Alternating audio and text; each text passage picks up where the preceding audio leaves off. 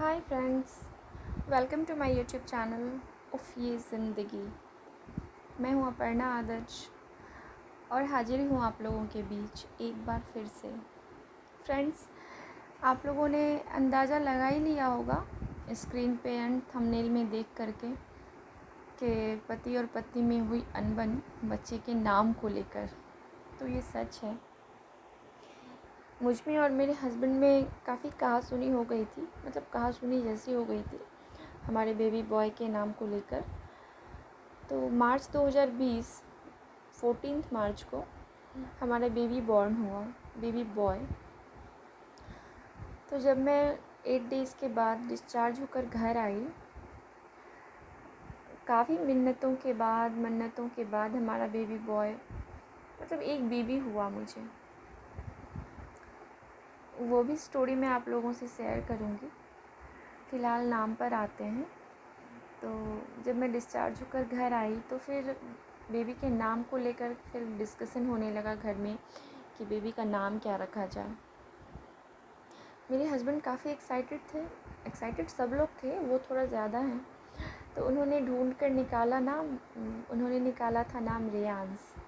आप लोगों को ये रेयांस नाम कैसा लगा, आप लोग प्लीज़ कमेंट सेक्शन में बताइएगा मुझे। तो फिर क्या हुआ ना कि रेयांस नाम उन्होंने निकाला, मुझे ये नाम कुछ ख़ास पसंद नहीं था। मैं बोली भी कि मुझे ये नाम पसंद नहीं है, कुछ और देखते हैं। तो मतलब वो मुझे कुछ और उन्होंने देखने दिया ही नहीं, मैं कुछ और देख ही नहीं पाई, बिकॉज़ उन्होंने ज़िद कर दिया कि नहीं मुझे यही नाम रखना है। तो फिर मैं मान भी गई कि चलो ठीक है, जब वो बोल रहे हैं तो रख लिया जाए। तो आप लोग समझ लो कि नाम रख ही लिया गया। करीब 2-2.5 महीने बाद घर में इस तरह की कुछ बात हुई फैमिली मेम्बर्स में कि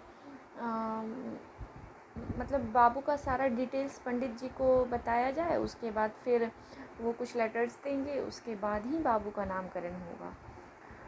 तो फिर क्योंकि क्या है ना कि हमारे घर में जितने भी बच्चे हैं उनका नामकरण पंडित जी ही करते हैं। पंडित जी लेटर देते हैं, उसके बाद फिर बेबी का नाम सोचा जाता है, बच्चों का नाम सोचा जाता है। तो फिर इस तरह से हमारे बेबी के साथ भी होना था। तो फिर मेरे हस्बैंड एंड मेरे फादर इन लॉ दोनों पंडित जी के पास गए, मतलब हमारे घर के जो विशेष माने जाने वाले पंडित जी हैं उनके पास।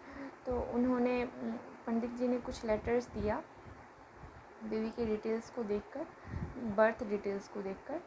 तो वो लेटर्स कुछ इस तरह से थे कि डी थे, एन थे एंड एल था, इस तरह का कुछ और 2-4 लेटर्स थे, मुझे एग्जैक्टली याद नहीं आ रहा। तो फिर एंड डी था। तो हम लोगों ने जब वो घर आए, हस्बैंड घर आए, बताया मुझे कि पंडित जी इस तरह से कुछ लेटर्स दिए हैं एंड मोस्ट इम्पॉर्टेंट चीज़ कि उसमें आर लेटर नहीं था। तो फिर उन्होंने कहा कि आर लेटर तो उसमें है ही नहीं, तो फिर रेयांस नाम चेंज करना पड़ेगा। वो काफ़ी टेंस्ड हो गए। मैं उन्हें बहुत समझाती रही कि अब पंडित जी इस तरह से बोल दिए हैं तो फिर रखना ही होगा, चेंज करना ही होगा। तो उन्होंने कहा कि नहीं, अगर मुझे कुछ और समझ नहीं आया तो फिर मैं रेयांस नाम ही रखूँगा। तो फिर मैंने कहा अच्छा ठीक है, आप रख लेना, ढूंढ लेते हैं, अगर मिल गया तो ठीक, नहीं तो फिर कोई बात नहीं, फिर क्या कर सकते हैं, आप ज़िद कर रहे हो।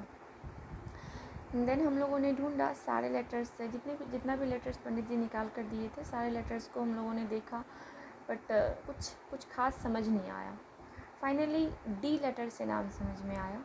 डी लेटर से हम लोगों ने नाम रखा दरसिल, DARSHIL, दरसिल।